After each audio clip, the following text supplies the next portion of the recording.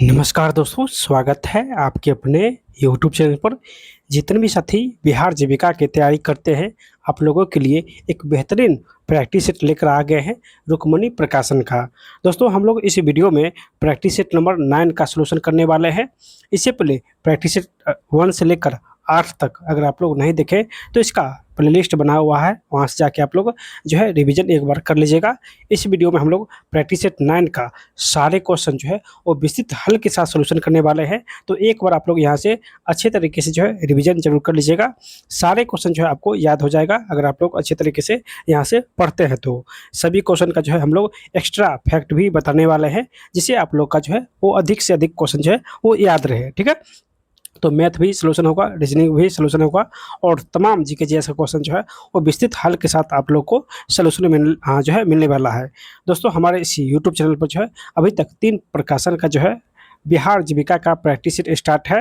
अगर अभी तक आप लोग नहीं देखे तो जाके एक बार चेक कर लीजिएगा प्लेलिस्ट। ठीक है, आज जो है आपको किरण का मिल जाएगा, रुक्मणी का मिल जाएगा और यूनिक जो है पब्लिकेशन का मिल जाएगा। इन 3 पब्लिकेशन का जो है प्रैक्टिस स्टार्ट है, तो आप लोग यहाँ से रिवीजन कर सकते हैं। अगर आप लोग को आज है ये बुक ऑनलाइन या ऑफलाइन कहीं भी लेना है तो ये सभी जगह उपलब्ध है, आप कहीं से भी इस बुक को परचेज कर सकते हैं।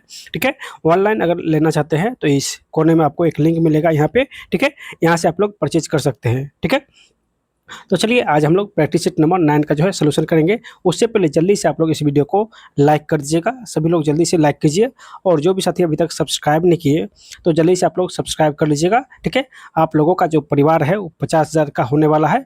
ठीक है, तो जल्दी से आप लोग 50,000 का एक छोटा सा परिवार जो है पूरा करने में सहयोग कीजिए। आप लोग को जो है 50,000 के परिवार होने के बाद लाइव जो है क्लास मिलेगा। तो सभी लोग इस वीडियो को अधिक से अधिक शेयर कीजिए, सब्सक्राइब कीजिए और सपोर्ट कीजिए। ठीक है, और जल्दी से जल्दी जो है आप लोग 50,000 का छोटा सा परिवार पुराने में जो है वो सहयोग कीजिए। चलिए आज हम लोग सोल्यूशन करने वाले हैं प्रैक्टिस सेट नंबर 9 और इसका प्रथम क्वेश्चन आ गया है। ठीक है, चलिए आप लोग जल्दी से इसका जो है आंसर बताइए। प्रथम क्वेश्चन क्या है? प्रथम क्वेश्चन है कि अंतर्राष्ट्रीय बुकर पुरस्कार 2025 से किसे सम्मानित किया गया था? अंतर्राष्ट्रीय बुकर पुरस्कार 2025 से किसे सम्मानित किया गया था? जल्दी से इसका आंसर आप लोग बताइए।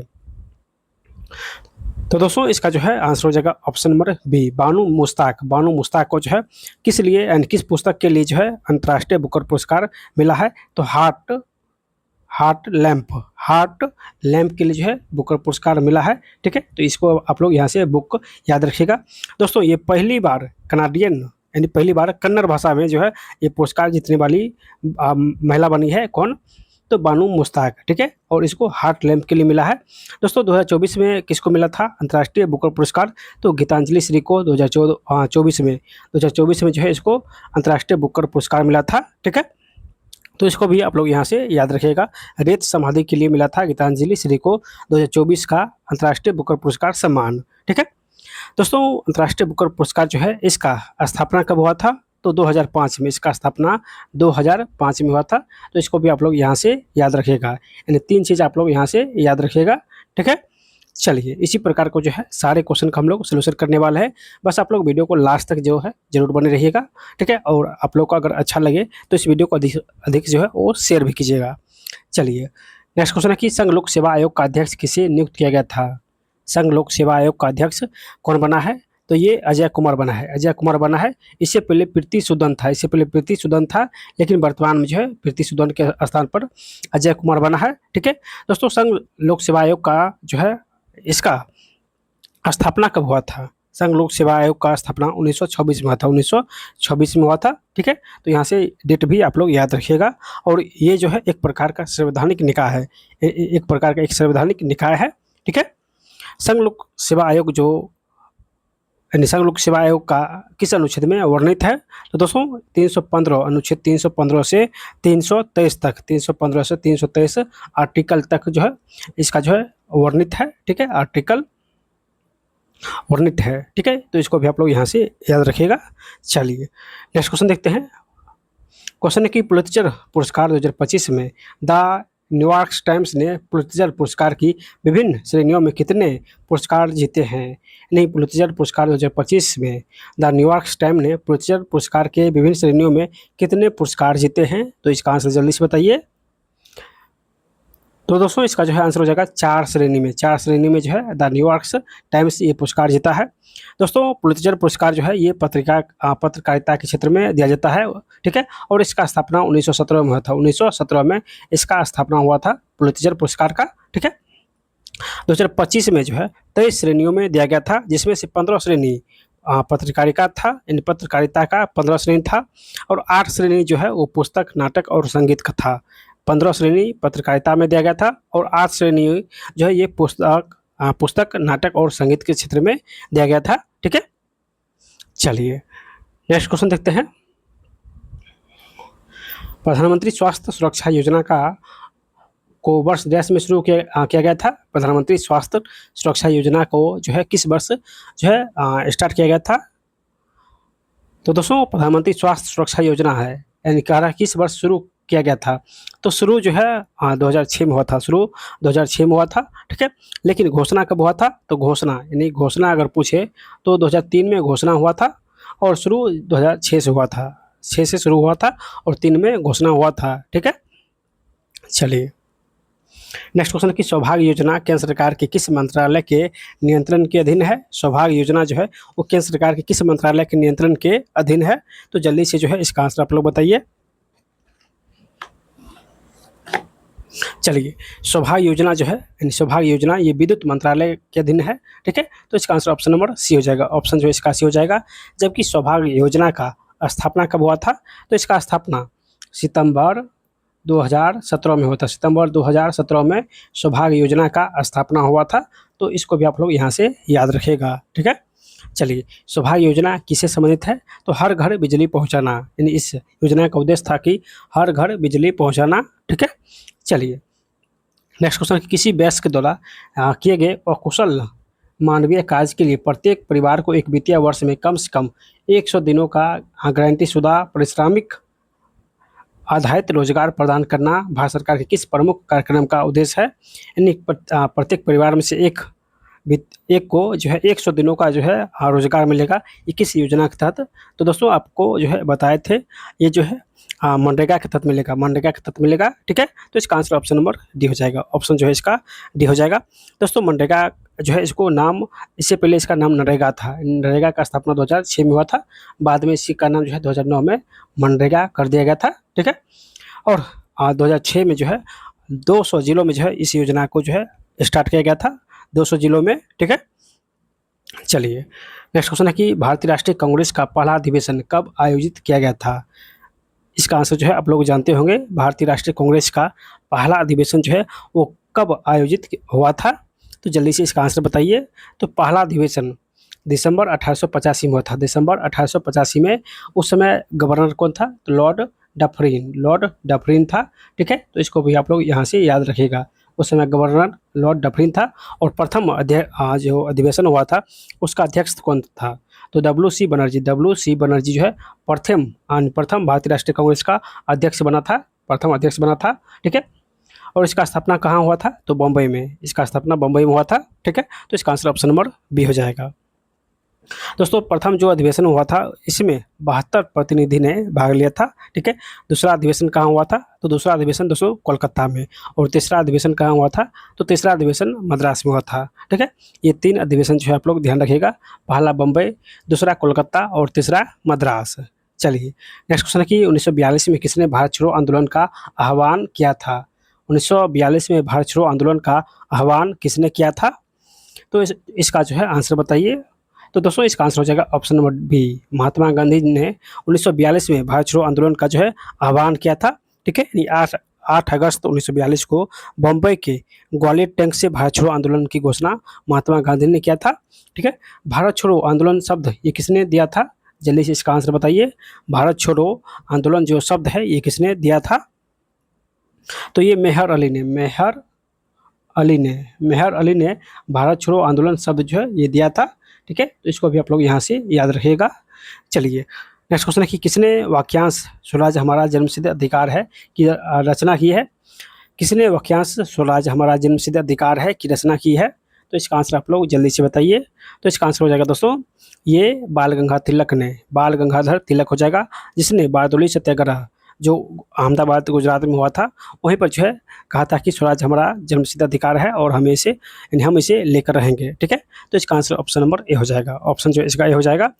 बाल गंगाधर तिलक जो है इसी ने सर्वप्रथम होम रूल लिंग का स्थापना किया था। होम रूल लिंग का स्थापना सर्वप्रथम किसने किया था?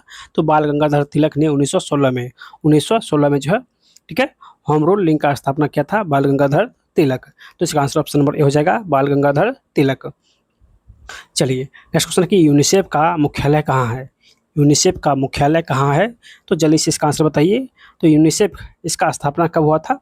तो इसका स्थापना जो है दोस्तों 11 दिसंबर 1946 को इसका स्थापना हुआ था और इसका मुख्यालय पूछा गया है। तो इसका मुख्यालय न्यूयॉर्क में स्थित है। कहाँ? तो इसका मुख्यालय न्यूयॉर्क में अवस्थित है। ऑप्शन जो है इसका एक करेक्ट हो जाएगा। ठीक है, ये जो है इसका करेक्ट हो जाएगा।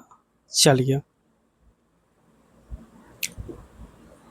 दोस्तों, जो यूनिसेफ है इसको नोबेल पुरस्कार जो है वो कब दिया गया था? नोबेल शांति पुरस्कार कब दिया गया था? तो यूनिसेफ को नोबेल शांति पुरस्कार जो है 1965 को मिला था। 1965 को शांति के क्षेत्र में जो है यूनिसेफ को नोबेल पुरस्कार मिला था, शांति के क्षेत्र में। ठीक है, नोबेल पुरस्कार मिला था, नोबेल पुरस्कार इसको मिला था 1965 में। ठीक है, चलिए नेक्स्ट क्वेश्चन की फसल के लिए निम्नलिखित में से कौन सा निकाय न्यूनतम समर्थन मूल्य की अनुशंसा करता है? फसल के लिए कौन सा निकाय न्यूनतम समर्थन मूल्य की अनुशंसा करता है? तो ये CACP हो जाएगा, CACP हो जाएगा, जो कि ऑप्शन नंबर बी में दिया गया है। देखिए CACP का फुल फॉर्म क्या हो जाएगा? तो commission for agriculture cost and prices, commission for agriculture cost and prices हो जाएगा। दोस्तों कृषि मूल्य आयोग का स्थापना 1965 में हुआ था। कृषि मूल्य आयोग का स्थापना 1965 में हुआ था। ठीक है, इसी का नाम बदलकर 1985 में जो है वो कर दिया गया था CACP, यानी CACP का नाम 1985 में किसके स्थान पर आया था? तो दोस्तों ये कृषि मूल्य आयोग के स्थान पर, और कृषि मूल्य आयोग का स्थापना 1965 में हुआ था, 1965 में हुआ था। और CACP इसका जो है नाम किस वर्ष दिया गया था? तो 1985 में दिया गया था। ठीक है, इस योजना के तहत जो है वो 22 फसल को न्यूनतम समर्थन मूल्य निर्धारित किया गया है। 22 फसल को न्यूनतम समर्थन मूल्य निर्धारित किया गया है। ठीक है, तो इसका आंसर ऑप्शन नंबर बी हो जाएगा। चलिए नेक्स्ट क्वेश्चन है कि विश्व व्यापार संगठन WTO का स्थापना जो है किस वर्ष हुआ था? विश्व व्यापार संगठन का स्थापना वो किस वर्ष हुआ था? तो जल्दी से इसका आंसर जो है आप लोग बताइए। दोस्तों विश्व व्यापार संघ का स्थापना 1995 में हुआ था, यानी गेट के स्थान पर इसका जो है नाम दिया गया था WTO, और गेट का स्थापना 1947 में हुआ था। ठीक है, तो WTO जो है इसका स्थापना 1995 में हुआ था गेट के स्थान पर। ठीक है, तो ऑप्शन इसका ये हो जाएगा। विश्व व्यापार संगठन WTO का मुख्यालय कहाँ है? तो दोस्तों ये मैड्रिड स्पेन हो जाएगा, मैड्रिड स्पेन हो जाएगा इसका मुख्यालय। ठीक है, चलिए मानव मस्तिष्क का कौन सा भाग शरीर के संतुलन, मुद्रा और ऐच्छिक पेशी गतियों के समन्वय के लिए मुख्य रूप से उत्तरदायी है? तो इसका आंसर हो जाएगा ऑप्शन नंबर बी, अनुमस्तिष्क हो जाएगा। ठीक है, चलिए ब्लॉकचेन तकनीकी जो क्रिप्टो करेंसी का आधार है की विशेषता क्या है? ब्लॉकचेन तकनीकी जो क्रिप्टो करेंसी का आधार है इसकी मुख्य विशेषता क्या है? तो हो जाएगा दोस्तों ऑप्शन नंबर बी, या एक वितरित अपरिवर्तनीय बही खाता है, या एक वितरित अपरिवर्तनीय बही खाता है। ऑप्शन जो है इसका बी हो जाएगा। ठीक है, चलिए नेक्स्ट क्वेश्चन कि भारत की अपनी क्षेत्रीय नौवहन उपग्रह प्रणाली का क्या नाम है, जिसे आमतौर पर नाविक के नाम से जाना जाता है? भारत की अपनी क्षेत्रीय नौवहन उपग्रह प्रणाली का नाम क्या है, जिसे आमतौर पर नाविक के नाम से जाना जाता है? तो इसका जो है आंसर हो जाएगा ऑप्शन नंबर सी, IRNS, यानी Indian regional navigation satellite system हो जाएगा। ठीक है, तो ऑप्शन इसका सी हो जाएगा। चलिए नेक्स्ट क्वेश्चन है कि 6 से 8 जून 2025 तक बिहार राज्य में कहाँ सब जूनियर हॉकी स्टेट चैंपियनशिप का आयोजन किया गया था? यानी सब जूनियर हॉकी स्टेट चैंपियनशिप का आयोजन बिहार के किस स्थान पर किया गया था? तो दोस्तों इसका आंसर हो जाएगा ऑप्शन नंबर डी, राजगीर में। कहाँ? तो राजगीर जो है इसका करेक्ट आंसर हो जाएगा, ऑप्शन नंबर इसका डी हो जाएगा। ठीक है, चलिए GK का लास्ट क्वेश्चन है कि एशियाई भारोत्तोलन चैंपियनशिप 2026 की मेजबानी भारत का कौन सा शहर करेगा? एशियाई भारोत्तोलन चैंपियनशिप 2026 की मेजबानी भारत का कौन सा शहर करेगा?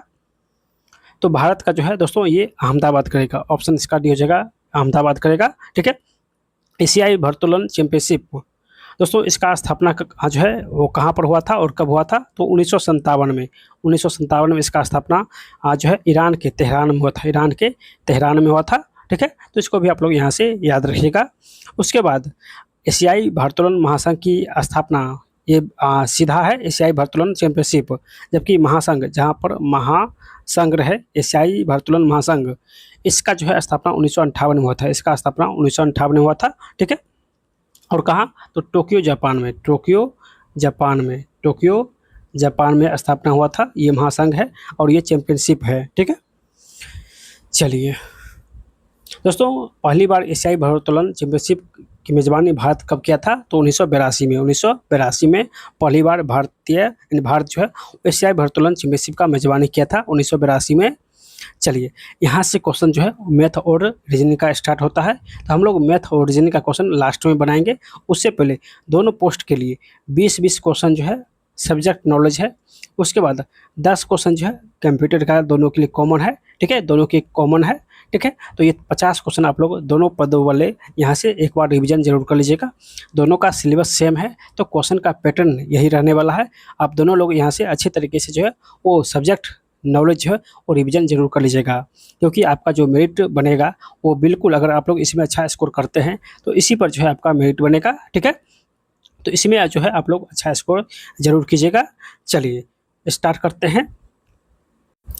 उससे पहले दोस्तों आप लोगों के लिए कुछ खास है, अगर आप लोग घर बैठे प्रैक्टिस करना चाहते हैं और अच्छे लेवल का क्वेश्चन जो है वो आप लोग चाहते हैं जो है प्रैक्टिस करना, बस आप लोग को 50 पैसे पर सेट जो है मिलेगा प्रैक्टिस के लिए। ठीक है, उसके बाद इसका सलूशन भी मिलेगा, जिसे आप लोग वहाँ से अच्छे तरीके से रिवीजन कर सकते हैं, और हाईलाइट आंसर भी मिलेगा, जिससे एग्जाम के टाइम में जो है सभी प्रैक्टिस सेट आप लोग कम समय में रिवीजन कर सकते हैं। ठीक है, अगर आप लोग इस बैच में ज्वाइन करना चाहते हैं, सिलेक्शन बैच में, ठीक है, ये सिलेक्शन बैच है, अगर आप लोग इस बैच में ज्वाइन करना चाहते हैं तो मात्र जो है आपको 99 रुपया पेड करना होगा, और आप लोग को जो है 200 प्लस प्रैक्टिस सेट मिलेगा। ठीक है, हर दिन जो है 2 प्रैक्टिस सेट मिलेगा। ठीक है, हर दिन 2 प्रैक्टिस सेट मिलेगा, और सभी प्रैक्टिस सेट का जो है सॉल्यूशन आंसर भी मिलेगा, और लास्ट में जो है आपको हाईलाइट आंसर मिलेगा, जिससे आप लोग कम समय में जो है अधिक से अधिक क्वेश्चन जो है यहाँ से रिवीजन कर सकते हैं। उसके बाद जो भी क्लास नोट महत्वपूर्ण होगा उसका भी आप लोग का PDF जो है इस ग्रुप में मिल जाएगा। अगर आप लोग इस बैच में ज्वाइन करना चाहते हैं तो इस नंबर पर जो है मैसेज कीजिए, व्हाट्सएप या टेलीग्राम पर। ठीक है, या आप लोग टेलीग्राम ज्वाइन कर लीजिएगा, वहाँ से भी आप लोग मैसेज कर सकते हैं, वहाँ पे एक लिंक मिल जाएगा। ठीक है, लिंक मिल जाएगा, तो वहाँ से भी आप लोग मैसेज कर सकते हैं, या इस नंबर पर जो है मैसेज कीजिए, आप लोग को इस बैच में जो है ऐड कर दिया जाएगा। हर दिन जो है आप लोग को 2 से 3 प्रैक्टिस सेट मिलेगा, सभी का आंसर मिलेगा, हाईलाइट आंसर मिलेगा, जिससे आप लोग अधिक से अधिक जो है वो प्रैक्टिस रिवीजन कर सकते हैं। ठीक है, तो चलिए स्टार्ट करते हैं आज का क्लास।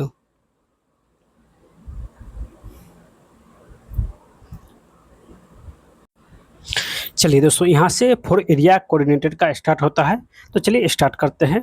ठीक है, देखिए प्रथम क्वेश्चन क्या है, तो प्रथम क्वेश्चन है कि DAYNRM, चलिए DAYNRLM, ठीक है, यानी दीनदयाल अंत्योदय योजना राष्ट्रीय ग्रामीण आजीविका मिशन के तहत एक सामुदायिक संस्था जैसे कि CLF द्वारा संचालित आजीविका ग्रामीण एक्सप्रेस योजना का सबसे महत्वपूर्ण रणनीति लाभ क्या है, तो सबसे महत्वपूर्ण रणनीति लाभ है कि दूरस्थ क्षेत्र में कनेक्टिविटी की कमी को दूर करना, जिससे बाजार पहुंच और आवश्यक सेवाओं तक पहुंच दोनों में सुधार हो सके। ठीक है, तो इसका आंसर ऑप्शन नंबर बी हो जाएगा।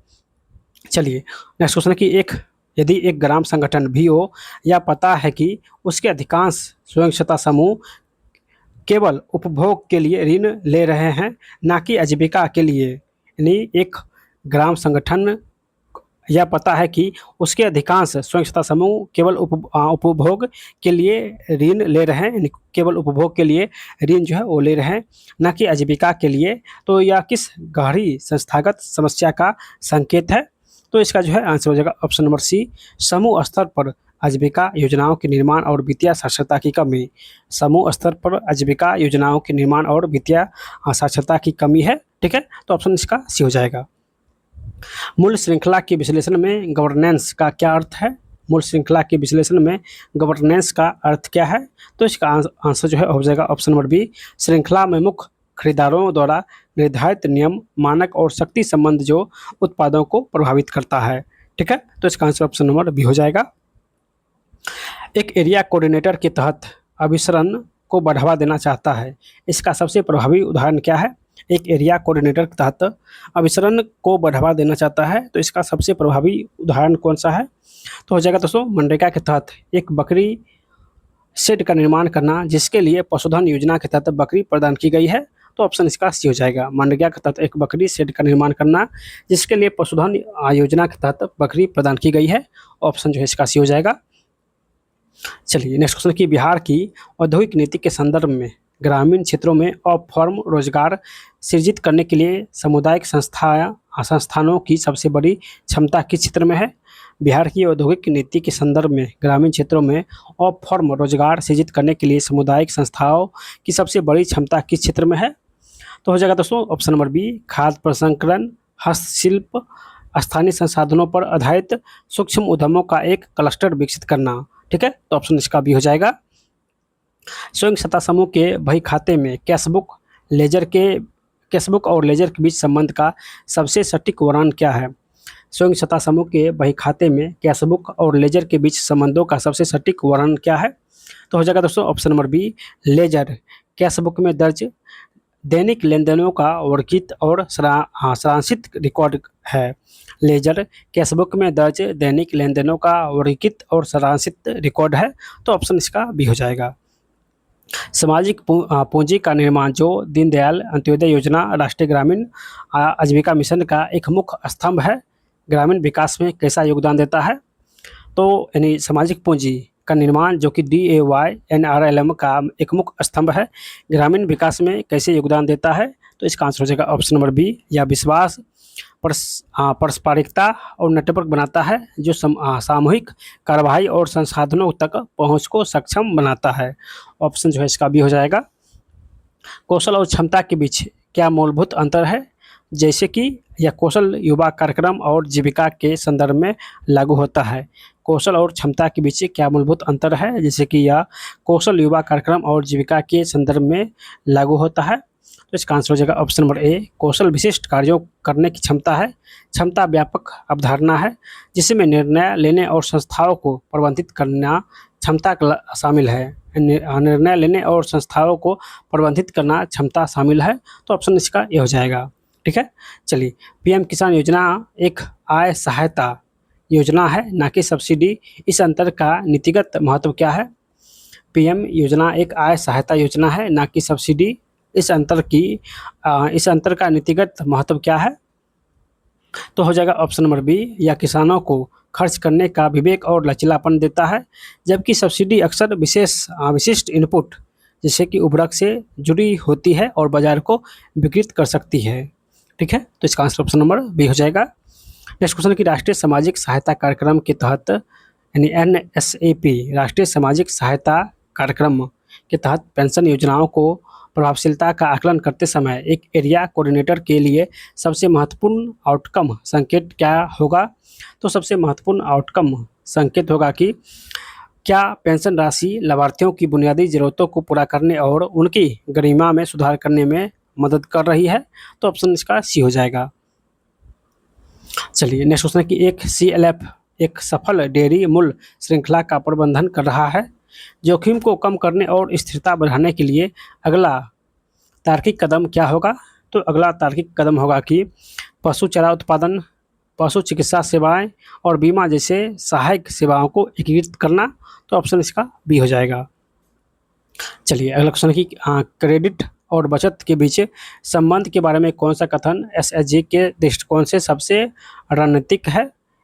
क्रेडिट और बचत के बीच संबंध के बारे में कौन सा कथन स्वयं सत्ता समूह के दृष्टिकोण से सबसे रणनीति है? तो हो जाएगा ऑप्शन नंबर डी, नियमित बचत ऋण के लिए एक आधार और वित्तीय अनुशासन का संकेतक दोनों के रूप में कार्य करती है, तो ऑप्शन इसका सी हो जाएगा। ठीक है, बचत और व्यय ट्रैकिंग एक स्वयं सत्ता समूह सदस्य को ऋण के जाल से बचने में कैसे मदद करती है? बचत और व्यय ट्रैकिंग एक स्वयं सत्ता सदस्य को ऋण के जाल से बचने में कैसे मदद करती है?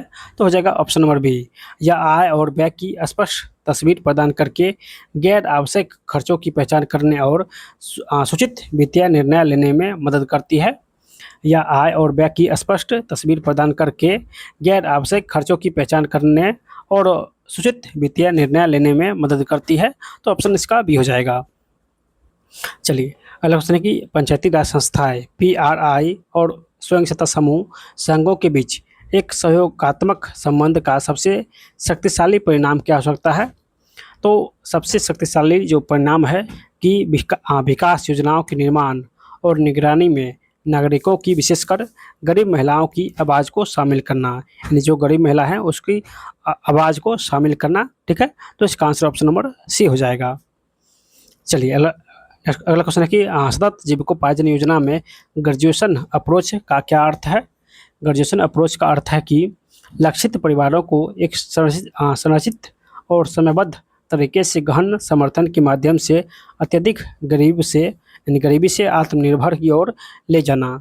लक्षित परिवार को एक संरचित और समयबद्ध तरीके से गहन समर्थन के माध्यम से अत्यधिक गरीबी से आत्मनिर्भर की ओर ले जाना। तो ऑप्शन इसका बी हो जाएगा। चलिए अगला क्वेश्चन है कि यदि किसी क्षेत्र में कृषि जलवायु परिस्थितियों के कारण खेती जोखिम भरी है, तो आजीविकाओं को बढ़ावा देने के लिए सबसे विवेकपूर्ण रणनीति क्या होगी? यदि किसी क्षेत्र में कृषि जलवायु परिस्थिति के कारण खेती जोखिम भरी है, तो आजीविकाओं को बढ़ाने के लिए सबसे विवेकपूर्ण रणनीति क्या होगी? तो कृषि, पशुधन और गैर कृषि गतिविधियों का एक विविध पोर्टफोलियो विकसित करना। ऑप्शन जो है इसका ये हो जाएगा। ठीक है, चलिए नेक्स्ट क्वेश्चन देखते हैं। देखिए क्वेश्चन है कि डिजिटल फाइनेंसिंग के संदर्भ में इंटर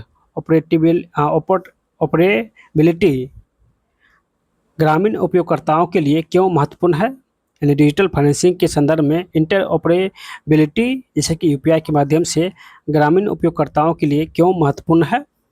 तो इसका जो है आंसर हो जाएगा ऑप्शन नंबर बी। या उन्हें किसी भी बैंक खाते से या किसी भी ऐप के माध्यम से आसानी से धन भेजने और प्राप्त करने की अनुमति देती है, जिससे पहुंच बढ़ती है और निर्भरता कम होती है। ठीक है, तो इसका जो है आंसर हो जाएगा ऑप्शन नंबर बी। प्रधानमंत्री आवास योजना ग्रामीण के तहत लाभार्थियों को सीधे धन हस्तांतरित करने का प्राथमिक कारण क्या है, बजाय इसके कि ठेकेदारों के माध्यम से घर बनाया जाए? ठीक है, तो इसका जो है आंसर हो जाएगा ऑप्शन नंबर डी, लाभार्थी को स्वामित्व नियंत्रण देना और भ्रष्टाचार को कम करना। ठीक है, यानी लाभार्थी को स्वामित्व नियंत्रण देना और भ्रष्टाचार को कम करना। ठीक है, तो ऑप्शन जो है इसका डी हो जाएगा। चलिए नेक्स्ट क्वेश्चन है कि एक क्लस्टर में बाजार संयोजन की सुविधा प्रदान करते समय एक एरिया कोऑर्डिनेटर की भूमिका क्या होनी चाहिए? एक क्लस्टर में बाजार संयोजन की सुविधा प्रदान करते समय एक एरिया कोऑर्डिनेटर की भूमिका क्या होनी चाहिए?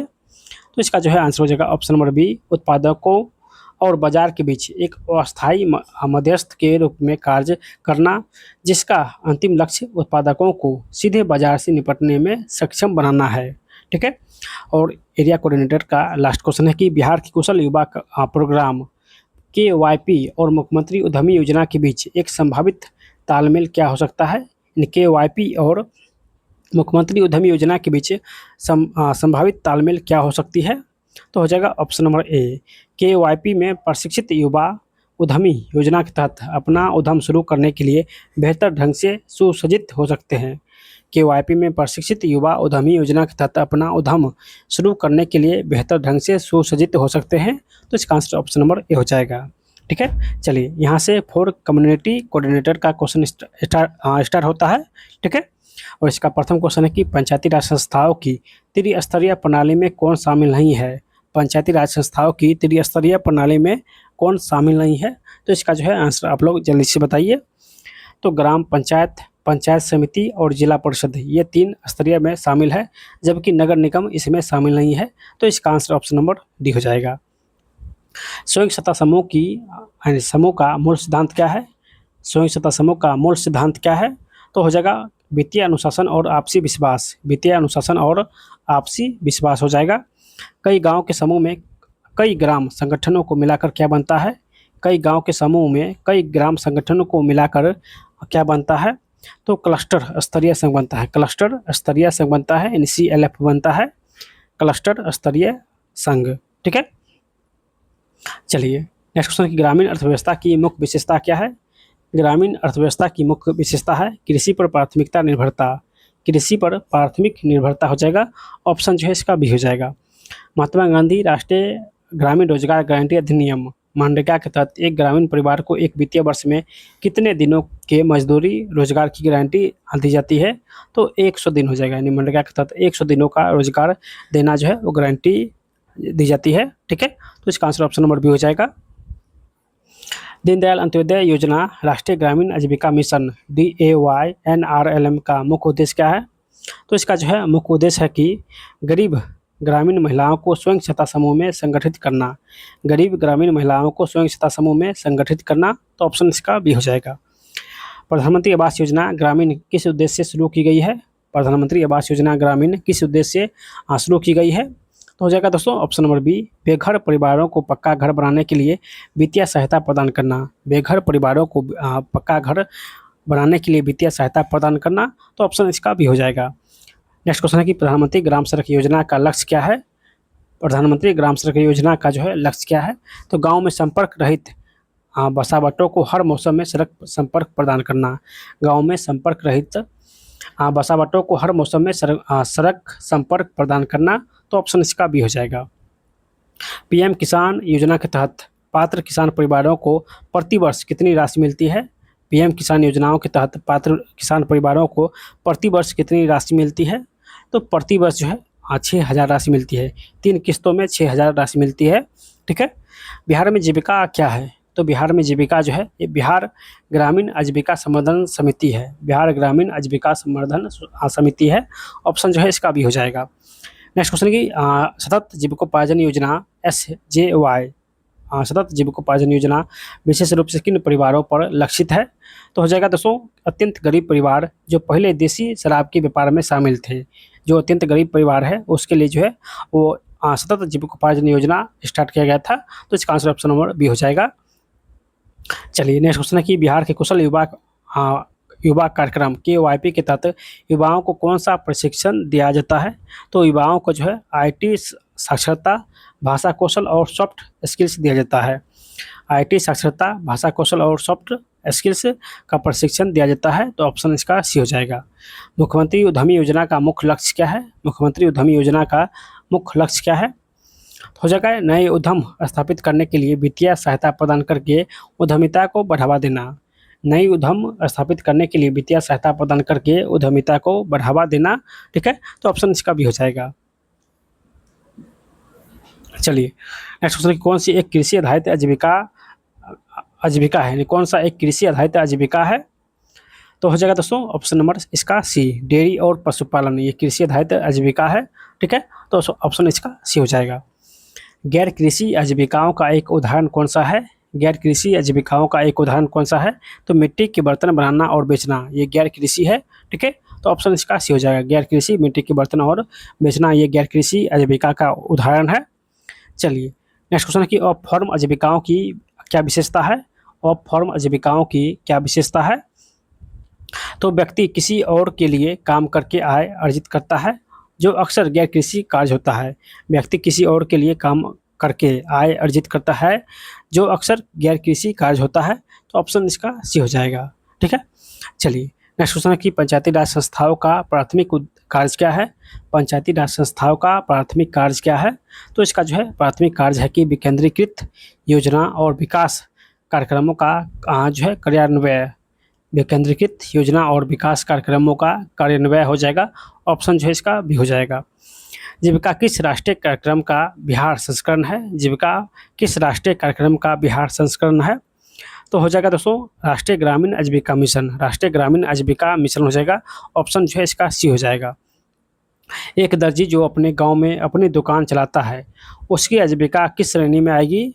एक दर्जी जो अपने गांव में अपनी दुकान चलाता है तो उसकी जो आजीविका होगा वो गैर कृषि आजीविका होगा, गैर कृषि आजीविका होगा। ठीक है, चलिए नेक्स्ट क्वेश्चन क्या है? परछन बेरोजगारी आमतौर पर किस क्षेत्र में पाई जाती है? तो परछन जो बेरोजगारी है, परछन बेरोजगारी ये दोस्तों ग्रामीण कृषि क्षेत्र में पाई जाती है। ऑप्शन जो है इसका सी हो जाएगा, ग्रामीण कृषि क्षेत्र हो जाएगा। ठीक है, यहाँ से जो है कंप्यूटर का क्वेश्चन दोनों पदों के लिए स्टार्ट होता है, तो दोनों लोग यहाँ से अच्छे तरीके से कंप्यूटर का क्वेश्चन रिवीजन कर लीजिएगा। ठीक है, चलिए प्रथम क्वेश्चन है कि किस प्रकार की इंटरनेट सेवाओं के लिए केबल या फ़ोन यानी फ़ोन लाइन की आवश्यकता नहीं है? किस प्रकार की इंटरनेट सेवाओं के लिए केबल या फ़ोन लाइन की आवश्यकता नहीं होती है? तो इसका जो है आंसर हो जाएगा option number C, satellite. Satellite phone में ना तो केबल की आवश्यकता होती है, ना ही फ़ोन लाइन की, ठीक है? तो इसका आंसर ऑप्शन नंबर सी हो जाएगा। वर्ल्ड वाइड वेब की शुरुआत किस वर्ष हुआ था? टिम बर्नर्स-ली ने वर्ल्ड वाइड वेब का जो है शुरुआत किस वर्ष किया था? तो दोस्तों 1989 में, 1989 से 90 हो जाएगा, ठीक है? और किसने खोज किया था? ट्रिपल डब्ल्यू, WWW का खोज किसने किया था? तो टिम बर्नर्स-ली ने, ठीक है? 1989 में खोज किया था। चलिए नेक्स्ट, एक्टिव मेमोरी का एड्रेस रखता है? कौन एक्टिव मेमोरी का एड्रेस रखता है? तो मेमोरी एड्रेस रजिस्टर हो जाएगा। जब कंप्यूटर स्विच ऑन किया जाता है तथा ऑपरेटिंग सिस्टम हार्ड डिस्क से मेमोरी में लोड होता है, तो उस प्रक्रिया को क्या कहते हैं? जब कंप्यूटर स्विच ऑन किया जाता है तथा ऑपरेटिंग सिस्टम हार्ड डिस्क से मेमोरी में लोड होता है, तो उस प्रक्रिया को क्या कहते हैं? तो उस प्रक्रिया को बूटिंग कहते हैं। ऑप्शन इसका ये हो जाएगा बूटिंग, ठीक है? समेकित परिपथ इनमें से किस कंप्यूटर पीढ़ी से संबंधित है? तो समेकित जो परिपथ है वो तीसरी पीढ़ी का जो है कंप्यूटर है, यानी इंटीग्रेटेड आईसी चिप जो है ये तीसरी पीढ़ी का कंप्यूटर है, ठीक है? तो इसका आंसर ऑप्शन नंबर ए हो जाएगा, ऑप्शन जो है इसका ये हो जाएगा। चलिए अगला क्वेश्चन है कि कंप्यूटर के निर्माता उपयोगकर्ताओं द्वारा एक बार प्रोग्राम किए जाने के बाद किसे संशोधित नहीं किया जा सकता है? कंप्यूटर के निर्माता या उपयोगकर्ताओं के द्वारा एक बार प्रोग्राम किए जाने के बाद किसे संशोधित नहीं किया जा सकता है? तो हो जाएगा रोम को, ऑप्शन इसका डी हो जाएगा रोम। वेब पेज किस भाषा में लिखा जा सकता है? तो वेब पेज जो है ये HTML भाषा में लिखा जा सकता है, ऑप्शन जो है इसका ही हो जाएगा। चलिए कौन सा मिलान गलत है? तो 1024 EB बराबर 1 YB होता है, तो ये जो है गलत हो जाएगा, ठीक है? बाकी 1024 TB बराबर 1 PB होता है, 8 बिट बराबर 1 बाइट होता है, 8 बिट 1 बाइट के बराबर होता है, 1024 GB 1 YB के बराबर होता है, 1024 GB 1 YB के बराबर होता है, तो इसका आंसर ऑप्शन नंबर ए हो जाएगा जो कि गलत है, ठीक है? सॉफ्ट वर्ड 2016 में पैराग्राफ फॉर्मेटिंग हटाने के लिए कौन सी शॉर्टकट कुंजी दबानी होगी? माइक्रोसॉफ्ट वर्ड 2016 में पैराग्राफ फॉर्मेटिंग हटाने के लिए किस शॉर्टकट का उपयोग करते हैं? तो हो जाएगा कंट्रोल प्लस क्यू का उपयोग करते हैं, ठीक है? चलिए लास्ट क्वेश्चन है कि जब एक कंप्यूटर वायरस खुद को किसी अन्य कंप्यूटर प्रोग्राम में संलग्न करता है, तो इसे डैश के रूप में जाना जाता है। तो इसे रिस्की प्रोग्राम, जब एक कंप्यूटर वायरस खुद को किसी अन्य कंप्यूटर प्रोग्राम में संलग्न करता है, तो इसे रिस्की प्रोग्राम कहते हैं। तो इसका जो है आंसर हो जाएगा ऑप्शन नंबर डी, ऑप्शन जो है इसका डी हो जाएगा, ठीक है? चलिए यहाँ से जो है क्वेश्चन स्टार्ट होता है मैथ और रीजनिंग का। चलिए उसका भी हम लोग सोल्यूशन करते हैं, ठीक है? चलिए यहाँ पर कह रहा है कि चिन्ह बदलने के लिए जहाँ पर ए है वहाँ पर भागा देना है, बी है तो गुना, और सी है तो जोड़, डी है तो माइनस। चलिए इसको सोल्यूशन करते हैं। 455 है, ए मतलब भागा है तो भागा 5 हो जाएगा, डी है तो डी मतलब घटा होता है तो घटा हो जाएगा 17, सी मतलब जोड़ हो जाएगा 36 और बी मतलब गुना हो जाएगा 4, ठीक है? चलिए इसको सोल्यूशन करते हैं। सबसे पहले यहाँ पे भागा है तो भाग देंगे, तो 5×9 = 45, 5 × 5, ठीक है? माइनस 17 प्लस 6 × 24, 4 × 12 2 14, 144 हो जाएगा। 144 प्लस में है और 91 प्लस में है, तो दोनों को जोड़ दीजिए। 4 × 1 = 5, 9 × 4 = 13, 1 × 1 = 2, 235 और माइनस में है 17, तो इसको माइनस कर लीजिए। तो 8 × 7 = 15, 2 में से गया 1 और 2, यानी 218 जो है इसका करेक्ट आंसर हो जाएगा, जो कि ऑप्शन नंबर बी में दिया गया है, ठीक है? जो भी क्वेश्चन को आप लोग बनाना चाहते हैं उसको आप लोग रोक के जो है आप लोग बना सकते हैं। उसके बाद अगर आप लोग से नहीं बनता है तो आप लोग यहाँ से सलूशन भी देख सकते हैं, ठीक है?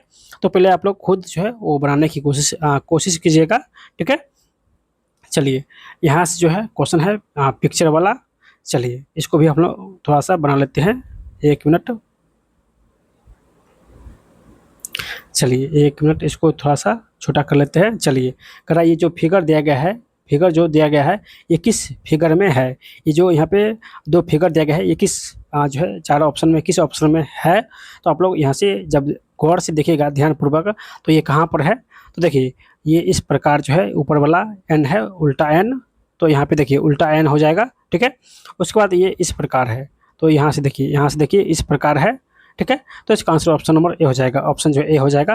करा यही जो फिगर है वो किस ऑप्शन में दिया गया है, तो ऑप्शन नंबर ए इसका करेक्ट आंसर हो जाएगा, ठीक है। तो आंसर ए हो जाएगा। चलिए नेक्स्ट क्वेश्चन क्या है,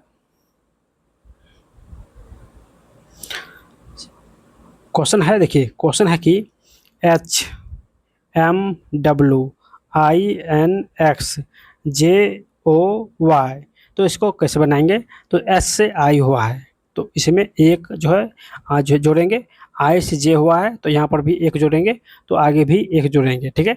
तो जे के बाद के होता है, जे के बाद के होता है, ठीक है। एम से एन हुआ है, एन से ओ हुआ है और ओ से पी होगा, तो यहाँ पे पी देंगे। डब्लू से एक्स हुआ है, देखिए डब्लू से एक्स हुआ है, फिर एक्स से वाई हुआ है और वाई से जेड हो जाएगा, ठीक है। तो के पी जेड सभी में एक एक जो है बढ़ा है, तो यहाँ पे के पी जेड जहाँ कहाँ है, तो ऑप्शन ए में दिया गया है, ऑप्शन ए में दिया गया है, ठीक है। चलिए नेक्स्ट क्वेश्चन भी जो है पिक्चर से ही है। देखिए क्वेश्चन क्या है, कह रहा है कि यहाँ पर जो है वो क्या होगा, तो इसको आप लोग को जो है इसका ट्रिक भी बताते हैं। नहीं, आपको लास्ट में दो संख्या आपको यहाँ पे देखना है, ठीक है। लास्ट में दो संख्या आपको यहाँ पे देखना है कि वो आगे किस प्रकार जो है वो बढ़ रहा है। देखिए ये दोनों आपस में जो है वो किस प्रकार बढ़ रहा है, तो यहाँ पे सबसे पहले हम लोग एक वर्ग बनाएंगे और 1 2 3 4 5 5 डॉट है, तो 1 2 3 4 5। जब इन दोनों को यहाँ से देखिएगा, यानी इसको अंतर देखिएगा, तो ये जो बीच वाला संख्या है इस प्रकार आगे गया है, यानी बीच वाला यहाँ पे देखिए तो यहाँ पे आ गया है, तो इस कोने में आया है, और जो ऊपर कोने में है ये नीचे गया है, ठीक है। तो ये नीचे गया है, उसके बाद ये इस प्रकार आगे बढ़ा है, ठीक है। फिर ये इस कोने से जो है इस प्रकार आया है, देखिए यहाँ पे जो है 1 मिनट, यहाँ पे म्यू है उल्टा, तो यहाँ पे म्यू बीच में आ गया है, यानी इस कोने से जो है वो बीच में आएगा। तो इसी प्रकार जब आगे बढ़ाइएगा, ठीक है, यानी बीच वाला को जो है यहाँ पे लाइएगा, ऊपर में लाइएगा इस प्रकार, ठीक है। और ऊपर में जो है यहाँ पे इस फिगर को नीचे डालिएगा, ठीक है, इस प्रकार। फिर एट दी रेट को यहाँ है तो इसको आगे कीजिएगा, तो एट दी रेट यहाँ पे आ जाएगा। तो इसका जो है आंसर क्या हो जाएगा, तो आंसर ऑप्शन नंबर बी में हो जाएगा, ऑप्शन इसका भी हो जाएगा। देखिए यहाँ पे म्यू है, यहाँ पे जो बराबर था वो बीच में आ जाएगा, यहाँ पे तो बराबर बीच में आ गया है। फिर देखिए एट दी रेट जो है यहाँ से यहाँ उठ के आया है, तो एट दी रेट यहाँ पे हो जाएगा, और यहाँ वाला जो संख्या है ये ऊपर गया है, यहाँ पे ऊपर गया है। फिर ऊपर वाला जो संख्या था ये यहाँ बीच में आ गया है, तो इसका आंसर ऑप्शन नंबर बी हो जाएगा, ठीक है। तो ऑप्शन इसका बी हो जाएगा। चलिए नेक्स्ट क्वेश्चन क्या है, क्वेश्चन क्या है, देखिए 29 से 61 बना है, फिर क्या है 47 से क्या बनेगा, तो 15 से 33 बना है, ठीक है। यानी 29 से 61 बना है, फिर 15 से 33 बना है, तो 47 से क्या बनेगा। तो जल्दी से इसको आप लोग पहले सॉल्यूशन कीजिए। देखिए 29 से 61 बना है, तो यानी कम से ज़्यादा हुआ है, तो यहाँ पे या तो जोड़ेंगे या तो गुना करेंगे, ठीक है। यानी कम से ज़्यादा हुआ है, तो यहाँ पे हम लोग अगर 2 से गुना करते हैं, तो 29 दूना 58 प्लस 3 61, यानी 2 से गुना करने के बाद इसमें 3 जोड़ना है। तो यहाँ पे देखिए 45 दिया, यानी 15 दिया 45, 1 मिनट, यानी 2 से गुना करना, ठीक है। तो 15 दूना 30, तो 2 से गुना करना है प्लस 3 जोड़ना है, तो 15 दूना 30 प्लस 3 33 हो जाएगा। तो यहाँ पर भी जो है वो 47 को 2 से गुना करना है और इसमें 3 जोड़ना है, तो 7 दूनी 14, 4 दूनी 8, 1 9, ठीक है। और इसमें 3 जोड़ना है, तो ये 97 हो जाएगा, ठीक है, जो कि ऑप्शन नंबर ए में दिया गया है, ऑप्शन ए में दिया गया है। चलिए नेक्स्ट क्वेश्चन क्या है, देखिए क्वेश्चन है कि 9 है, 20 है, 42 है, फिर 86 है, 174 है, तो आगे क्या होगा। तो चलिए इसको भी जो है सलूशन करते हैं। देखिए यहाँ से 9 से 20 हुआ है, 20 से 42 हुआ है, और 42 से 86 हुआ है, मतलब दोगुना बढ़ा है। तो दोगुना करेंगे तो 9 दूनी 18 प्लस 2 20, यहाँ पर भी देखिए 20 दूना 40, 2 42, 42 दूना 84 प्लस 2 86, 86 दूना जो है 6 दूनी 12, यानी 172, 172 2 174। तो आगे भी 2 से गुना करेंगे और 2 इसमें जोड़ेंगे, क्योंकि सभी जगह सेम प्रोसेस हो रहा है। तो यहाँ पर भी 2 से गुना करेंगे और 2 जोड़ेंगे, तो 4 दूनी 8, 7 दूनी 14, 7 दूनी 14, ठीक है, 2 1 3, 348 हो जाएगा। जब इसमें 2 जोड़िएगा तो 350 हो जाएगा, 350 हो जाएगा, जो कि ऑप्शन नंबर ए में दिया गया है, ठीक है, ऑप्शन ए में दिया गया है। चलिए नेक्स्ट क्वेश्चन देखते हैं। देखिए चलिए नेक्स्ट क्वेश्चन दर्पण से है। तो यहाँ पे जब देखिएगा कि दर्पण किस ओर है, दर्पण ऊपर है, नीचे है, या दर्पण बाईं है, या दर्पण दाईं ओर है। तो यहाँ पे देखिए दर्पण दाईं ओर है, तो दर्पण दाईं ओर है तो जो ऊपर में है वो ऊपर ही रहेगा, जो नीचे में है वो नीचे में ही रहेगा। जो ऊपर में है ऊपर में रहेगा, और जो नीचे में है वो नीचे में रहेगा। सिर्फ जो है दोस्तों जो है मुँह जो है, यानी इसका जो मुँह जो है वो उल्टा होगा, यानी जो 7 के करीब है वो 7 के करीब इधर भी होगा, लेकिन ऐसे इस प्रकार होगा। ठीक है,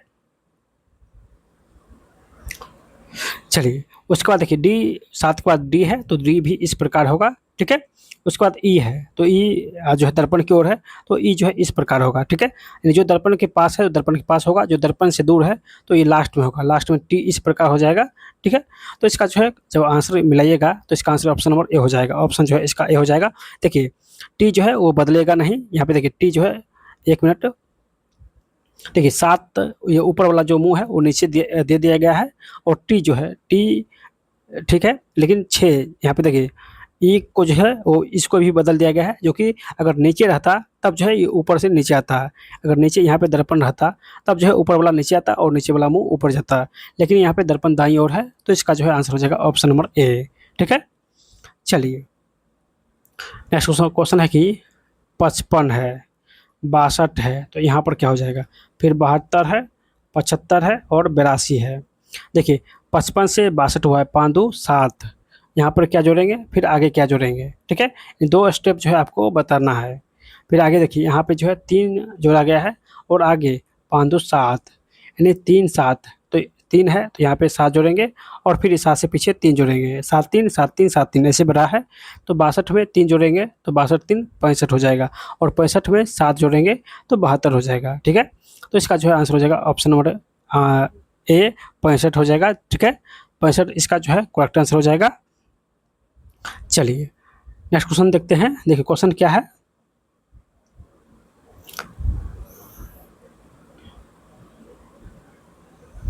चलिए क्वेश्चन है 225 से 18 बना है, फिर 256 से 19 बना है।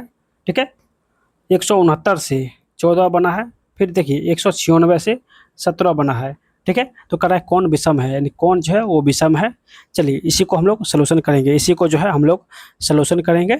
ठीक है, देखिए ये 15 का स्क्वायर है, 15 का स्क्वायर है तो 15 का स्क्वायर, ठीक है, तो 15 में 3 जोड़ेंगे तो 18 हो जाएगा, यानी 15 का स्क्वायर है, जब इसमें 3 जोड़ेंगे तो 18 हो जाएगा। ये 14 का स्क्वायर है और 14 में 3 जोड़ेंगे तो ये 18 हो जाएगा, 14 3 17, 17 हो जाएगा, तो यहाँ पे 17 आ गया है। ठीक है, ये जो है 16 का स्क्वायर है, 16 का स्क्वायर है, और 16 में 3 जोड़ेंगे तो 19 हो जाएगा, 16 में 3 जोड़ेंगे तो 19 हो जाएगा। ये 13 का स्क्वायर है। ठीक है, 13 का स्क्वायर है, 13 में 3 जोड़ेंगे तो 16 होना चाहिए, 13 में 3 जोड़ेंगे तो 16 होना चाहिए। सभी में जो है स्क्वायर से जिस संख्या से स्क्वायर हुआ है उसमें 3 जोड़ा गया है, यानी वर्गमूल करके उसमें 3 जोड़ा गया है। तो यहाँ पर भी 3 जोड़ा गया है, यहाँ पर भी 3 जोड़ा गया है, यहाँ पर भी जो है 3 जोड़ा गया है। लेकिन यहाँ पे देखिए 169 में, एक मिनट, हाँ यहाँ पे है, देखिए 169 13 का स्क्वायर होता है, और इसमें 3 जोड़ेंगे तो 3 जोड़ेंगे तो हो जाएगा, यानी 13 3 16, जो कि यहाँ पे 14 है, यहाँ पे 14 है, जो कि यहाँ पे 16 होना चाहिए। ठीक है, तो ऑप्शन इसका सी गलत है। चलिए नेक्स्ट क्वेश्चन क्या है, देखिए चलिए ये क्वेश्चन भी अच्छा क्वेश्चन है। क्वेश्चन है कि एक पुलिसकर्मी एक चोर को 225 मीटर की दूरी से देखता है, यानी पुलिस यहाँ पे है और चोर यहाँ पर है। ठीक है, चोर यहाँ पर है और इसका दूरी जो है 225 मीटर है। जब पुलिसकर्मी उसका पीछा करने लगता है तो चोर भी भागने लगता है, यानी पुलिस भी दौड़ता है और चोर भी आगे भागता है। या मानकर कि चोर का चाल 11 किलोमीटर प्रति घंटा है, 11 किलोमीटर प्रति घंटा है, और पुलिसकर्मी की चाल 13 किलोमीटर, पुलिसकर्मी की चाल 13 किलोमीटर प्रति घंटा है। ठीक है, गणना करें कि पुलिसकर्मी के द्वारा पकड़े जाने से पहले चोर कितनी दूरी भाग चुका है, यानी चोर जो है वो कितनी दूरी भाग चुका है जब पुलिस उसको पकड़ लिया है। तो यहाँ पे देखिए ये कितना दूरी आगे है, तो 225 मीटर, 225 मीटर आगे है। ठीक है, जब एक ही दिशा में जा रहा है तो दोनों का चाल घट जाएगा, जब एक ही दिशा में जा रहा है तो दोनों का चाल जो है वो घट जाएगा। तो 13 में से 11 घटाएंगे तो 2 हो जाएगा, 11 2 13, और इसका जो है किलोमीटर प्रति घंटा में है तो मीटर पर सेकंड में निकालेंगे तो 5/18 हो जाएगा, 5/18 हो जाएगा। ठीक है, तो 5 चौक 20, 5 25, 2 9 18, 9 5 45, 9 चौक 36, 4 जो है 40, 405 सेकेंड यहाँ से निकल जाएगा। ठीक है, यानी टाइम यहाँ से 405 सेकेंड हो जाएगा। 405 सेकेंड में जो है पुलिस चोर को पकड़ लेगा। ठीक है, अब कह रहा है कि पुलिस जो है वो चोर नहीं, पुलिस द्वारा पकड़े जाने से पहले चोर कितनी दूरी जो है वो भाग चुका है। ठीक है, देखिए पुलिस जो है, एक मिनट, चोर जो है 405 जो है 405 चोर 405 जो है सेकेंड चला है, तो पुलिस भी चला है और चोर भी चला है। तो यहाँ से हम लोग चाल निकालेंगे। चलिए देखिए, चोर जो है यानी 405 सेकेंड चला है और चोर जो है कितने किलोमीटर प्रति घंटा से चल रहा है, तो 11 किलोमीटर प्रति घंटा के चाल से चल रहा है। ठीक है, तो यहाँ से हम लोग दूरी निकालेंगे। दूरी बराबर होता है चाल गुने समय। चाल 11 है और समय 405 सेकेंड है। ठीक है, तो 11 को यानी मीटर पर सेकंड में निकालेंगे, तो 11 गुने 5/18 हो जाएगा। तो यहाँ से हम लोग निकालेंगे तो दूरी जो है वो निकल जाएगा कितना, तो यहाँ से दूरी निकल जाएगा 123.7.5 यानी 1237.5 हो जाएगा।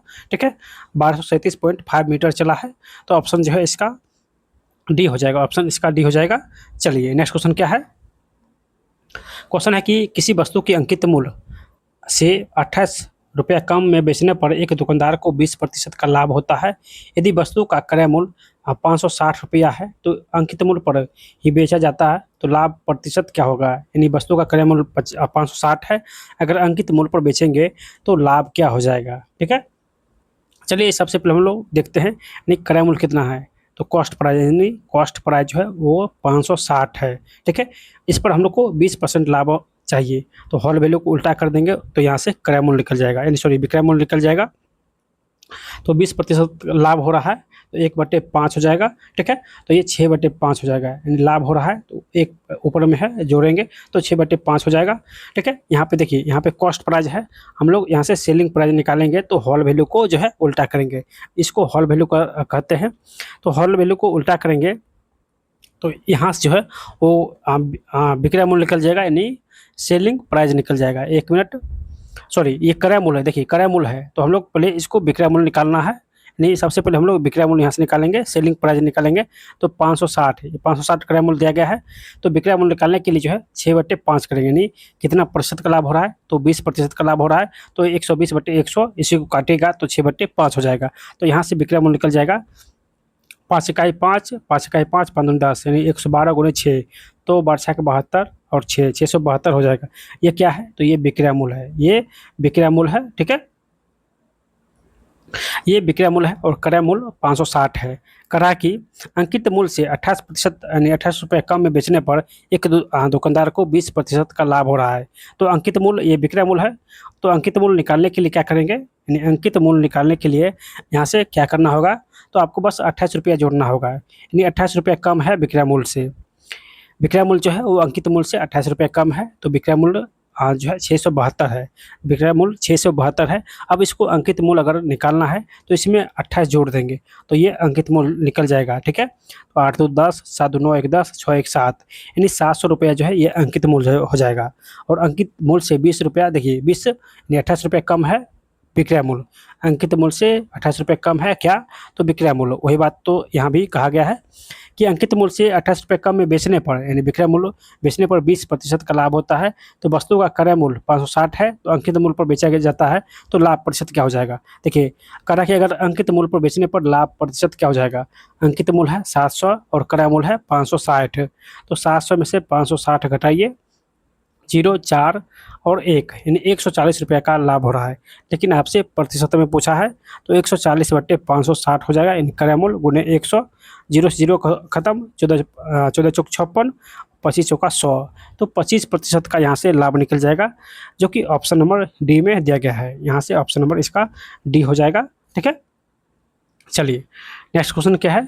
करा कि वार्षिक रूप से चक्रवृद्धि ब्याज की एक निश्चित दर पर एक राशि 2 साल में 10,890 और 3 साल में 11,979 हो जाती है, तो राशि यानी मूलधन आपसे पूछा है। ठीक है, तो सबसे पहले देखिए 2 यानी मूलधन है, 2 साल में कितना हो रहा है, तो 2 साल में 10,890 हो रहा है, फिर 3 साल में यानी इससे 1 साल और बढ़ाएंगे तो यहाँ पे 1 साल का अंतर हो जाएगा और यहाँ हो रहा है 11,979, 11,979। देखिए 1 वर्ष का अगर ब्याज हम लोग निकालते हैं तो साधारण ब्याज और चक्रवृद्धि ब्याज दोनों बराबर होता है। 1 वर्ष का साधारण ब्याज और चक्रवृद्धि ब्याज जो है वो दोनों बराबर होता है। तो यहाँ से 1 वर्ष का ब्याज निकाल लेंगे, ठीक है। इसको मान से लेंगे मूलधन, इसको अभी वर्तमान में पी मानेंगे और यहाँ इसको ए मानेंगे, मिश्रधन मानेंगे। तो यहाँ से जो है वो ब्याज आज कितना हो जाएगा, तो जब घटाइएगा तो ब्याज हो जाएगा 1089। 10 जो 89 है ये यहाँ से ब्याज निकल जाएगा।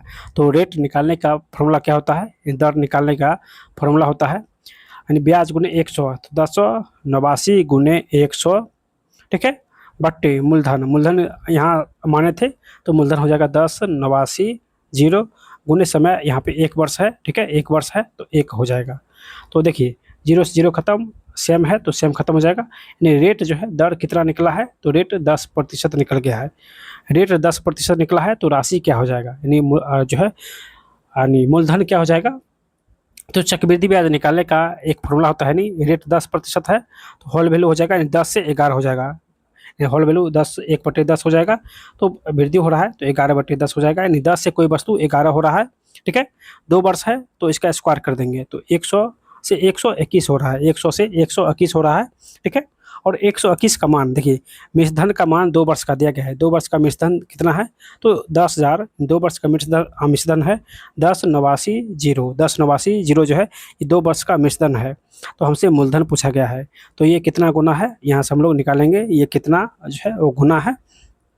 तो ये 9 गुना है, ये 9 गुना है तो मूलधन भी 9 गुना हो जाएगा, मूलधन भी 9 गुना हो जाएगा।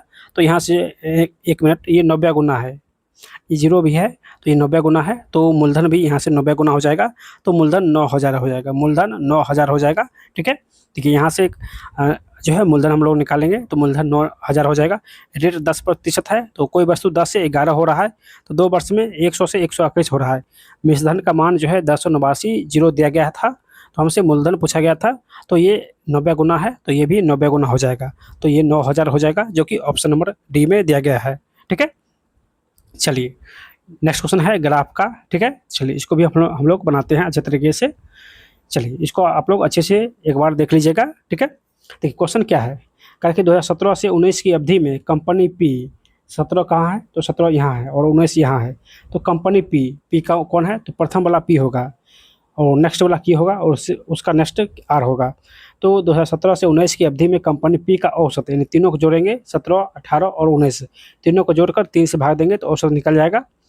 फिर कंपनी क्यू का औसत, कंपनी क्यू 20 वाला है तो यहाँ से 20 वाला लेंगे, 20 वाला लेंगे, ठीक है, तीनों का, और तीनों को जोड़ के जो है औसत यहाँ से निकाल लेंगे, 3 से भाग देके औसत निकाल लेंगे। तो पी का सबसे पहले हम लोग यहाँ से पी का सभी का योग करेंगे 25 और 50 फिर 40, तो यहाँ से हो जाएगा 25, 50, 40, 90 और 20, 90, 20, 110, 115 हो जाएगा, ठीक है। तो पी 115 बट्टा 1 मिनट 115/3, तो 3 3 9 2 11, 115/3 हो जाएगा, कटेगा नहीं, ठीक है। तो फिर क्यू का भी निकालेंगे तो क्यू का भी जोड़िए 35, 40 और 50, तीनों का योग हो जाएगा, इस तीनों का योग 125 हो जाएगा, यानी 125/3 हो जाएगा, 125/3 हो जाएगा। अब कह रहा है कि दोनों का अनुपात क्या हो जाएगा, दोनों का अनुपात जो है वो क्या होगा, पी का अनुपात और क्यू का अनुपात क्या हो जाएगा, तो 115/3 और 125/3, ठीक है। तो यहाँ से हम लोग काटेंगे, 3 से 3 खत्म, ठीक है।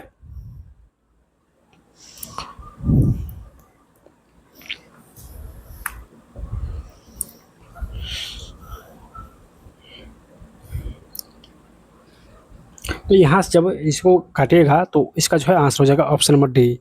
1 मिनट कहाँ पर जो है फंसे हैं, इसको थोड़ा सा देख लेते हैं। देखिए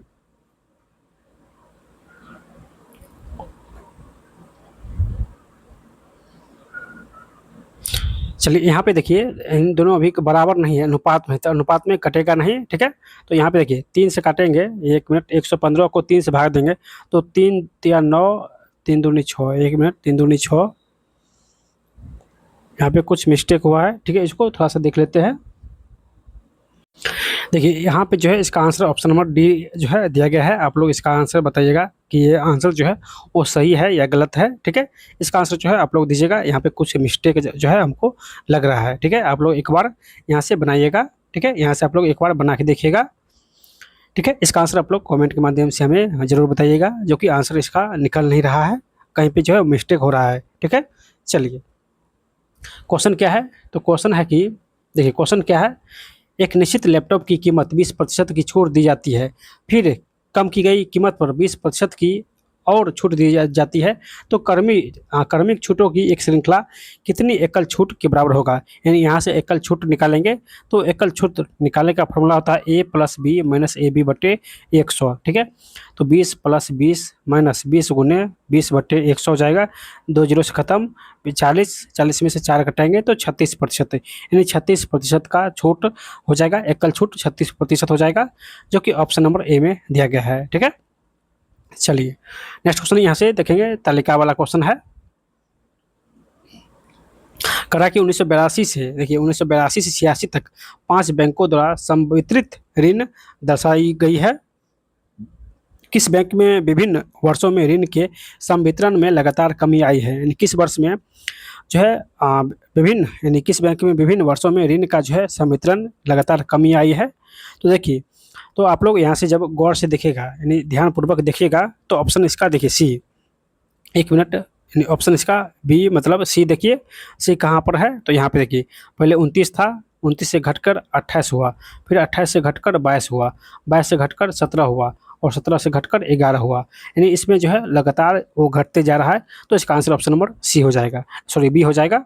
ठीक है, किस वर्ष में ऋणों का संवितरण लगातार घट रही है, तो सी में घट रही है। तो इसका आंसर ऑप्शन नंबर बी हो जाएगा।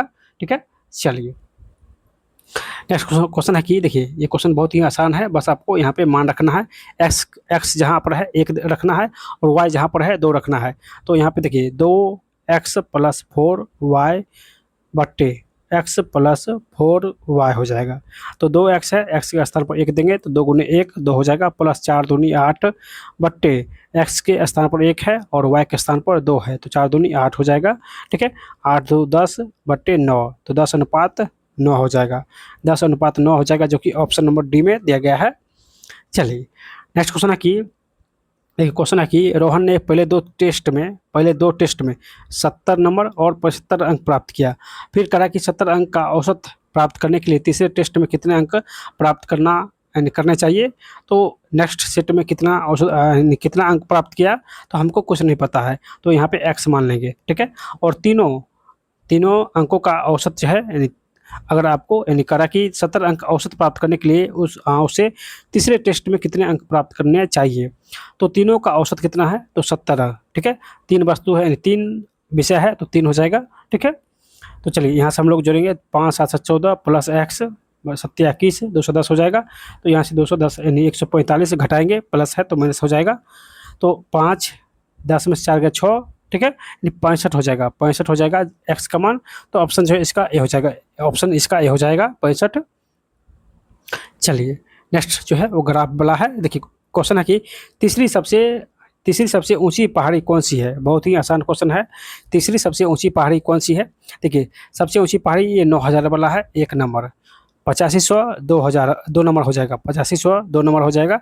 और इससे कम 8300 है, इससे कम 8300 है, तो ये 3 नंबर हो जाएगा। 1 नंबर वाला 9000 है, 2 नंबर 8500 और 3 नंबर 8300 हो जाएगा, जो कि x यानी H7 है। तो H7 जो है पहाड़ी है, ये तीसरे नंबर का सबसे ऊंची पहाड़ी है, तीसरे नंबर का सबसे ऊंची पहाड़ी है। ठीक है, तो इसका आंसर ऑप्शन नंबर डी हो जाएगा। चलिए नेक्स्ट क्वेश्चन है कि एक परीक्षा में 60 लड़कियों की औसत 15 है, 60 लड़की का औसत 15 है, फिर 40 लड़कों का औसत 30 है। तो सभी लड़के और लड़कियों का एक साथ रखने पर औसत क्या हो जाएगा। तो 60 लड़की और 40 लड़का, तो 100 हो जाएगा। ठीक है, तो यहाँ से जब गुना कीजिएगा, तो दोनों गुना कीजिएगा, 60 और 15 5 6 90 हो जाएगा, 900 4 ते 1200 हो जाएगा बटे 100, 12 9 2100 बटे 100 हो जाएगा, 2 जीरो से 2 जीरो खत्म, यानी 21 हो जाएगा। ठीक है, तो इसका आंसर ऑप्शन नंबर सी हो जाएगा, 21 औसत आएगा। ठीक है, चलिए नेक्स्ट क्वेश्चन है कि देखिए क्वेश्चन क्या है कि पूर्वा ने किसी उद्यम में 60 माह के लिए 8,000 रुपये निवेश किया, ध्रुवा ने 8 महीना के लिए 7,000 रुपये निवेश किया, तो उसके द्वारा लाभ का अनुपात। तो पूर्वा पी और एक ध्रुवा है, एक कौन है तो ध्रुवा है।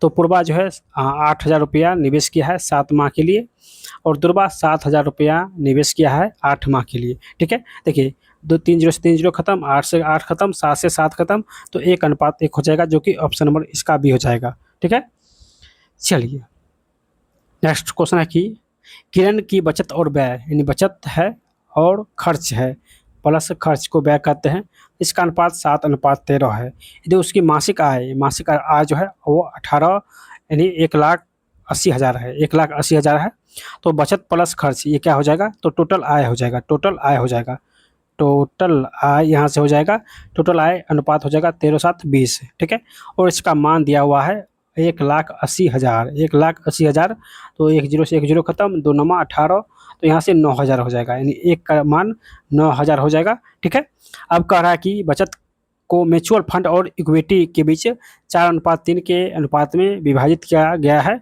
तो म्यूचुअल फंड के रूप में कितनी धनराशि की बचत की गई है। तो सबसे पहले हम लोग बचत निकालेंगे, तो बचत का मान कितना है, तो 7 है, ये बचत का रेशियो 7 है, तो इसमें 7 से हम लोग गुना करेंगे, तो यहाँ से बचत हो जाएगा, बचत जो है बचत निकल जाएगा 9,63,000, 63,000 हो जाएगा। अब जो बचत है इसको भी 2 भागों में बांटा गया है, बचत को 2 भागों में बांटा गया है, एक म्यूचुअल फंड और एक इक्विटी फंड में। ठीक है, और इस दोनों का अनुपात 4:3 है। तो करा कि म्यूचुअल फंड के रूप में कितनी धनराशि की बचत हुई है, तो म्यूचुअल फंड पहले है तो ये 4 हो जाएगा, यानी म्यूचुअल फंड 4 हो जाएगा, यानी म्यूचुअल फंड पूछ रहा है तो ऊपर में 4 हो जाएगा, और दोनों का अनुपात जो है 4:3, तो नीचे हो जाएगा 4, 3, 7। ठीक है, तो यहाँ से जो है वो म्यूचुअल फंड का निकल जाएगा, म्यूचुअल फंड का यहाँ से निकल जाएगा, तो 17 6 पर 17 63, 9 चौके 36, नहीं 36,000 जो है हो जाएगा म्यूचुअल फंड, तो ऑप्शन इसका भी हो जाएगा 36,000। ठीक है, चलिए नेक्स्ट क्वेश्चन क्या है, क्वेश्चन है कि एक डिलीवरी कंपनी को यह सुनिश्चित करना है कि एक ही पते पर कई पार्सल गलती से अलग अलग एंट्री के रूप में ना दर्ज हो, इसके लिए उन्हें किस तकनीकी का उपयोग करना चाहिए। तो इसके लिए जो है उसको पता मिलन का उपयोग करना चाहिए, पता मिलन एड्रेस मैचिंग का उपयोग करना चाहिए। चलिए, और लास्ट क्वेश्चन है कि डेटाबेस में शहरों के नाम मुंबई और बम्बई को मिलान करना किसका एक उदाहरण है। डेटाबेस में शहरों के नाम मुंबई और बम्बई का मिलान करना किसका एक उदाहरण है, तो ये शहर मिलान हो जाएगा, शहर मिलान हो जाएगा, जो कि ऑप्शन नंबर इसका भी हो जाएगा। ठीक है दोस्तों, हम लोग इस वीडियो में जो है वो सारे क्वेश्चन बहुत ही अच्छे तरीके से जो है सॉल्यूशन कर चुके हैं। अगर आप लोग अभी तक इस वीडियो को लाइक नहीं किए तो प्लीज़ आप लोग थोड़ा सा लाइक करके शेयर कीजिए, सब्सक्राइब कीजिए, और अधिक से अधिक जो है शेयर कीजिए। दोस्तों जल्दी से आप लोग 50,000 का एक छोटा सा परिवार पूरा कीजिए, आप लोग के लिए जो है वो लाइव क्लास स्टार्ट होने वाला है। ठीक है, तो इस वीडियो को अधिक से अधिक अपने व्हाट्सअप टेलीग्राम में शेयर कीजिए, क्योंकि हर एक वीडियो के पीछे जो है वो बहुत सारा मेहनत होता है। ठीक है, तो मिलते हैं दोस्तों नेक्स्ट वीडियो में, यानी सेट नंबर 10 में। उस तब तक आप लोग जो है अच्छे से रिविजन कीजिए। ठीक है।